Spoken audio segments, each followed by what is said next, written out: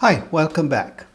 In this session, I want to focus on both valuing and pricing the companies at the earliest stages of the life cycle, young and startup firms.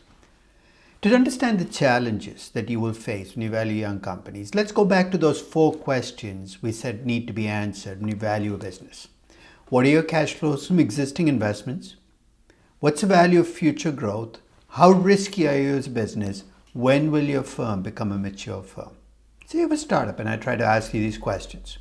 What are your cash flows from existing assets? The answer is probably nothing, right? You have no existing assets. In fact, you might be spending money with no assets. When I ask you what's the value of future growth, you might say a lot. But if I ask you for specifics, you can't go further than that. Your business model is not in place yet. You don't know whether it'll work or not. When I ask you how risky is a company, you can't point to your past history. You might say, I'm very, but beyond that, what specifics can you provide? And I ask you, when will you be a mature company? You'll probably fall on the ground laughing because you don't even know whether you'll make it through today. You don't have the cash flows. Every question becomes difficult to answer. As a consequence, you know what happens, right? Most people don't even try to value young companies because they feel that the questions are too difficult to answer.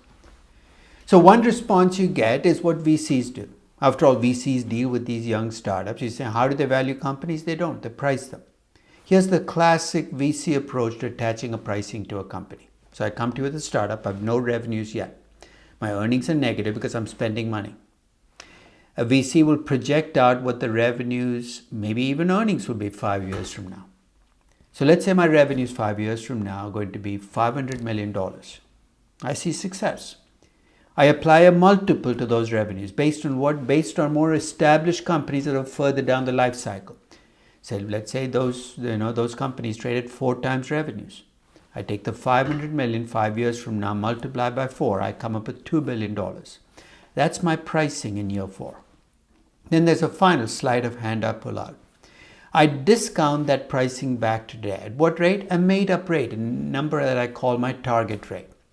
When you push me on and say, that's what I demand as a VC, 30%, 50%, I discount the pricing that I got in year 5 back to today. I get the pricing today. Now, if you look at those target rates, the reason I call them made up is they are made up. In fact, this is from a table that I found from VC groups on what a typical target rate is for a startup, 50 to 70%. First stage, 40 to 60%. As companies move through the life cycle, their argument is the target rate gets lower. But the numbers are all made up. There is no basis for any of these numbers. Now, while VCs claim to value companies, let's be very specific. They're pricing companies, they're projecting out revenues in an arbitrary point in time. They're doing it because they feel uncertain. They don't want to go through the process of what you have to do in intrinsic value, projecting revenues and earnings and cash flows on a year-by-year basis. But let's also be clear, by doing this, you're not making the uncertainty go away. You're just pushing it behind the curtain.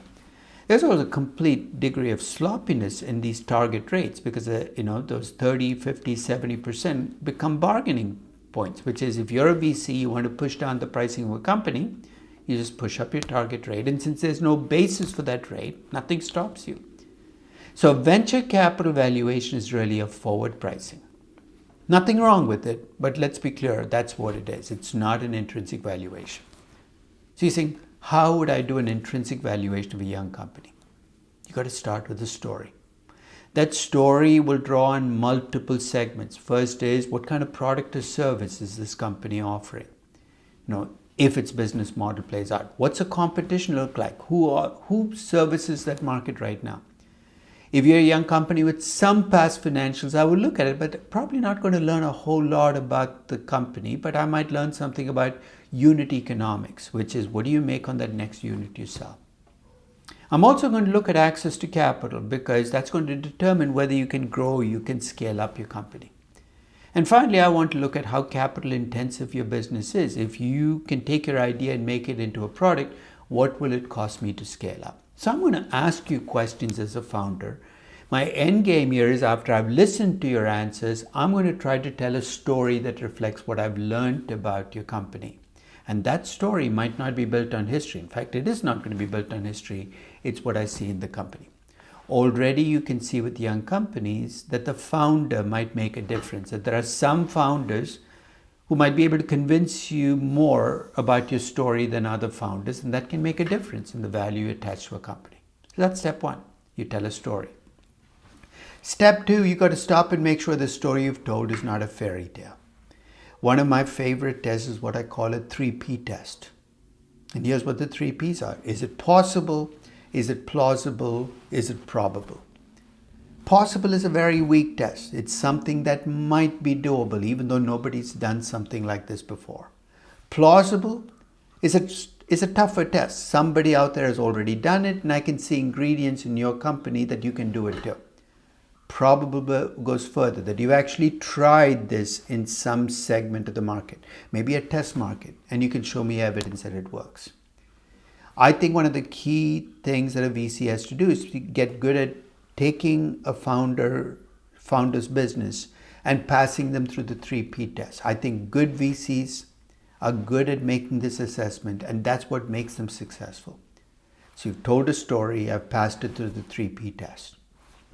Now I'm going to take your story pieces and convert them to value inputs. And this is where my parsimonious valuation model is going to help me. Remember, I said ultimately your cash flows come from your expected revenues, what you're going to make as margins, and what reinvestment you need.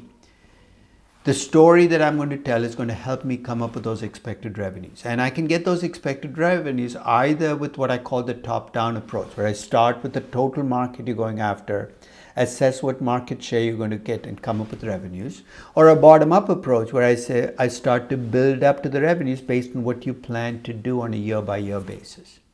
For the margins, I'm going to look at what kind of unit economics you have. What does it cost you to make the good that you plan to sell?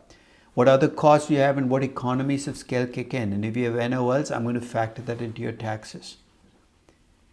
And finally, for the reinvestment, I'm going to look at what goes into reinvestment in your business. What do you have to reinvest in to grow? And whether you have excess capacity, if you've already reinvested in the past, to be able to service growth in the near term. All those things are going to play into your expected cash flows. I've taken your story and converted the cash flows. I'm also going to take the strands of your story and use it to come up with the two risk inputs, the cost of capital reflecting the operating risk in your story, and the failure risk based on what I see in your story. My job in step 3 is to take your story, take each piece of the story and convert the inputs into value.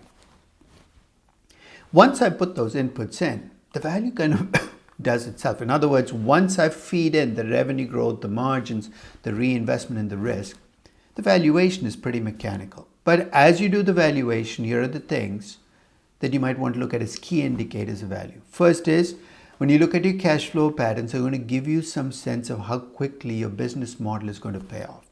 Your cash flows might be negative, but if your unit economics are good and you have high economies of scale, you'll be able to turn to positive profits sooner. Whereas if your unit economics are not that great, it might take you a lot longer to turn to positive cash flows. On your discount rate, remember to separate risk into operating risk and failure risk. The operating risk is going to be captured in the cost of capital. The failure risk, you're going to look at the chance you will not make it. And that's going to be a function of how far along towards building a business model are you? How much access do you have in capital? Those things will all play out because those are going to drive the value of your business. Now, once you've estimated the value of business, if your interest is in valuing equity, there are a few steps to go through. So you value the business by taking the expected cash flows, discounting them back at the cost of capital. Adjusting for failure risk basically brings in the likelihood of failure and what you will get as an equity investor if you fail. That expected value is the value of the business adjusted for failure. But remember, you might have other assets you own, cash and other. You won't need to add them on because when you value the business, those assets haven't been valued yet. To get to equity, if you have debt, and hopefully you don't have too much of it as a young company, I'm going to subtract out the debt commitments and minority interest in consolidated entities, probably not that big with young companies.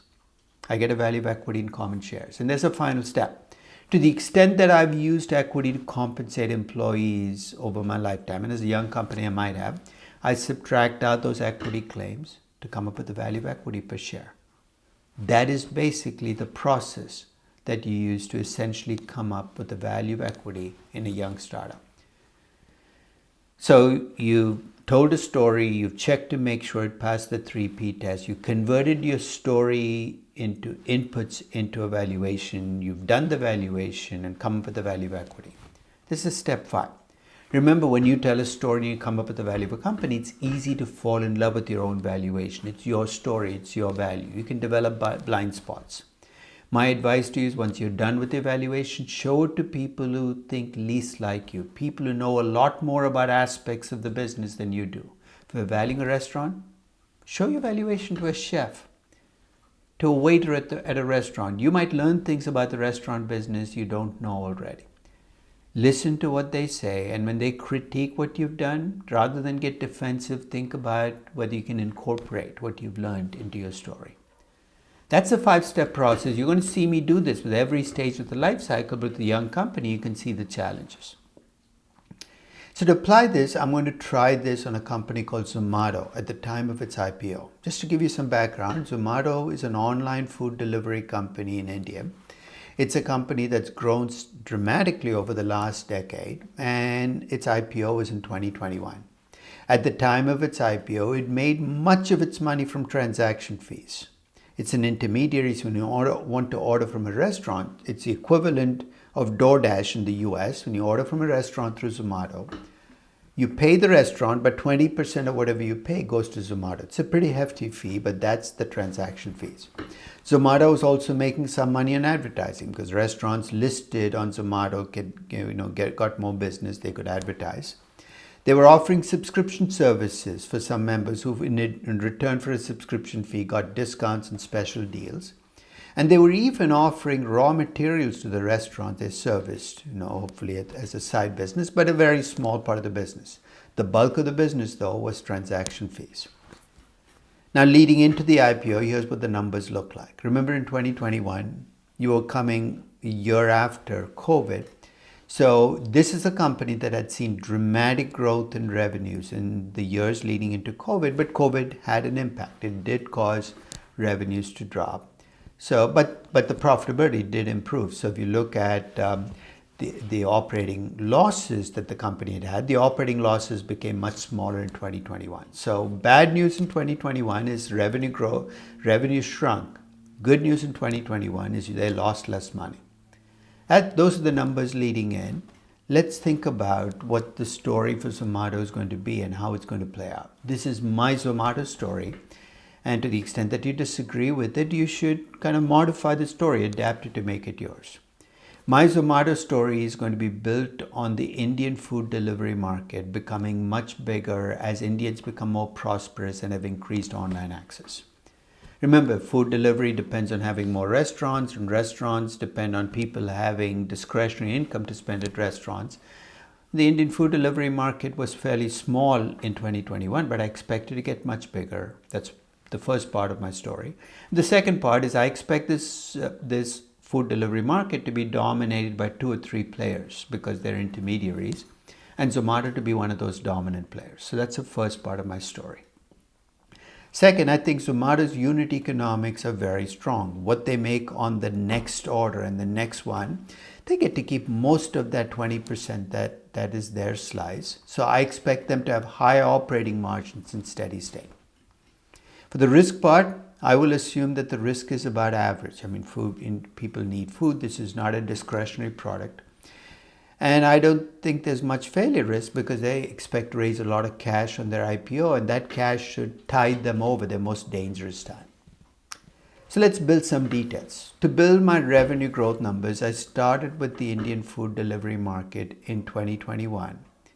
But then I built up how big that market would get based on my expectations of growth in GDP. In other words, Indians becoming more prosperous and access to the internet. In my base case, I estimated the Indian food delivery market, which is about $4 billion, and I'm going to talk in dollar terms, in 2021 would become $25 billion in 10 years. So it's a pretty upbeat story about the market increasing 6-fold.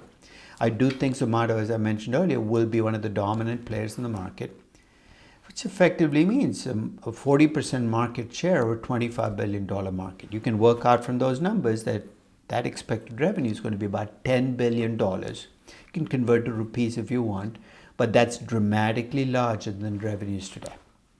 To come up with the operating margins, I wanted to take a look at the unit economics. How much does Zomato make on that next order? And here, when you look at 2020 and 2021 numbers, one of the interesting things about the numbers is that the unit economics are negative still. Zomato right now is losing money on every order, but the amount they're losing is decreasing. I expect that trend line to improve, because here's the good news in Zomato's own unit economics. The longer people stay on the Zomato platform, the more productive they become for the company because they make more orders. So I'm going to assume that over time, Zomato will become not just profitable, but have a very healthy margin of 35%, because as they grow, the economies of scale are going to bring down their other expenses, and the unit economics are only going to get better. So I've got revenue growth, I've got my margin story. Let's talk about reinvestment. I did assume in my base story that Zomato will stay an intermediary, as opposed to what? Hey, companies have ambitions. I'm assuming that Zomato will not decide one day to start opening its own restaurants or or create a logistics business on the side. They might, but in my story, they don't. They will remain an intermediary, which means their reinvestment will be relatively modest. An intermediary has to invest in technology and platform, but not in warehouses and godowns. So I will assume that they will stay an intermediary. In my base case, I did assume that at least for the near term, because they've already invested for the next couple of years, they will get 5 rupees of revenues for every dollar of capital invested. The higher this number, the more efficiently they're delivering growth. Over time, though, I see that number coming down, because once you hit capacity, you will continue to have to acquire other companies. Their reinvestment primarily takes a form of acquisitions and technology, and that investment will continue. And after the initial bout of this living off the past, they'll get 3 rupees in revenues for every rupee invested between years 2 and 5, and about 2.5 rupees for every rupee invested after that. I've got growth, I've got margins, I've got reinvestment. Let's talk about risk. Again, in my story, I will assume that Zomato will stay primarily an Indian company. Why can't they become global? Because their biggest advantage is, their biggest recognition is in India. If Zomato goes to the US, they'll be competing against DoorDash and Uber Eats, much more widely recognized platforms. So I'm going to assume that their primary market is going to be India. They might have secondary markets, in the Middle East, maybe Southeast Asia, but India will remain their primary market, which means that their risk is Indian macroeconomic risk. Now, Zomato is a money-losing company, and I don't expect it to turn the corner very quickly, but I don't think failure is imminent, because on the plus side, it is a large company in terms of market cap, and it has access to capital. On the minus side, it is a cash-burning machine, and if it keeps burning cash, there is a chance of failure. So in my base case, I'm going to give Zomato a cost to capital in rupee terms of about 10.25% in the early years, a little higher than the typical Indian company, and adjusted down to 9%, which is close to the average for an Indian company in steady state, and attach a likelihood of failure of about 10%. I've got everything I need to value Zomato. So here was my Zomato IPO valuation. So you see my revenues increase. So everything is in rupee terms, from 337 billion rupees to 1.961. So that's the total market increasing. My revenues increases from 30 billion to 117. So basically you see an increase in revenues that's more than almost 6-fold. As my margins improve, my losses become profits, and I take care of the fact that in the early years I have tax protection from NOLs. My reinvestment reflects the fact that early on I can live off the fat, but I'll have to reinvest more to grow. And here are my free cash flows. Initially they're negative, I turn the corner in year 4, and then increasingly positive. My story is driving my inputs are giving me cash flows. I discount those cash flows back at a cost of capital of 10.25% to start the process, but changing over time towards a cost of capital closer to 9%. What I get as a present value for the business, is about 298 billion. There is a minor adjustment for distress, that 10% chance of failure that reduces my value. Very little debt, There are some equity options I've got to clean up for, and that's a pretty substantial chunk that I take off. My value of equity overall is basically, divided by the number of shares. My value of equity gives me a value per share of 43 rupees per share. So effectively, I followed the process, but the clear message I want to deliver here is what's driving my numbers is my story. My story gives me my revenue growth, my margins, my reinvestment. Ultimately, what you see here as my bottom line is my value of equity from my story. And that value of equity was 43 rupees. At the time that I did this, the offering price that set for Zomato was 70 rupees. So my conclusion was I wouldn't buy the company at 70 rupees. It did go public. It rose to almost 200 rupees, dropped back down to 40 rupees. It's gone back up again, but that's a different story. That's a pricing game playing out. If I did an intrinsic valuation of Zomato today, would I get a different value? Absolutely. This was my story in 2021, given what I knew in 2021. So as you look at this valuation, you're saying, but there are so many things you could be wrong on. Absolutely. One of the tools I use when I feel uncertain is a Monte Carlo simulation. If you've never heard of a simulation, one of the things that what a simulation allows you to do is to take those variables you feel most uncertain about, revenue growth, margins, and rather than put a point estimate of revenue growth of 25%, margins of 35%, you put distributions in where you tell the world how uncertain you are about these variables. If in fact variables are connected to each other, you can actually build in the correlation between the variables. So if your margins are likely to be high when your revenue growth is high, you can build that in. And then in a simulation, you value the company by running a simulation. Each simulation, the computer picks an outcome from each distribution, values the company, and does it over and over and over again. What you get as a bottom line is a distribution of value for your company. And that distribution of value will reflect the uncertainty you feel. With Zomato, my uncertainty was around three variables: how big the Indian food delivery market would be, what Zomato's market share would be, and what margins Zomato would make. It's not that I'm certain about the remaining variables, but these were my three key variables. In fact, I built a correlation between market share and margins, assuming that higher market share would go with higher margins. And then I ran the simulation, and the median value that I got across I think I ran close to 100,000 simulations. My median value was 36 rupees. But look at the additional information I get. My worst case value, the company's worth nothing. My best case value, the company's worth 91 rupees. And I get, I get information here as an investor I could not have got by running one valuation.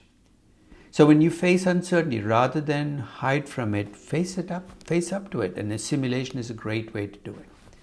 The second thing to remember with young companies is you're valuing a company with a story about a business model.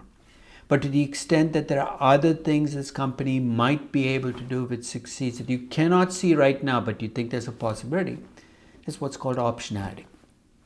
That optionality will add a premium to the value you come up with the company. And especially with companies like Zomato, which have a platform, the optionality comes from the fact that if you have a platform of millions of users, perhaps there's other stuff you can do with these users that can add to the value. This is a generic argument that you will hear for platform companies. That argument is true, but the value of the optionality will increase with the loyalty that people have in your platform and how intense the usage is. In my view, a Facebook user has much more optionality than a Twitter user because a Facebook user spends more time on the Facebook platform. The intensity of usage is greater. It's also going to depend on what data you're collecting about the users that you can use to come up with a new product or service. The more exclusive the data you collect about your users, and let's face it, every platform company is collecting information about you, the more optionality there is. So is there optionality in Zomato? Yes, but a limited one.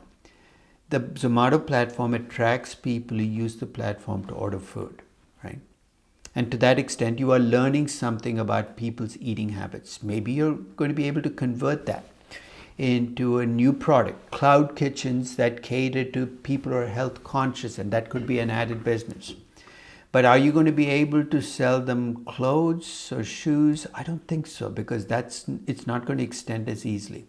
So I do think there's some optionality on top of my 43 rupees, but it's limited by the interaction that people have, Zomato users have with the Zomato platform. Now, can I price Zomato? When you price young companies, there are three challenges you face. One is, remember we said you got a standardized price by dividing by revenues or earnings or book value.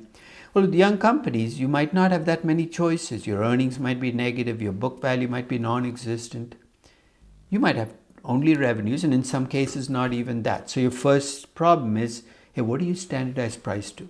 Second, if you're trying to find other companies just like yours, remember many of the other companies, if you're a young company, are privately held.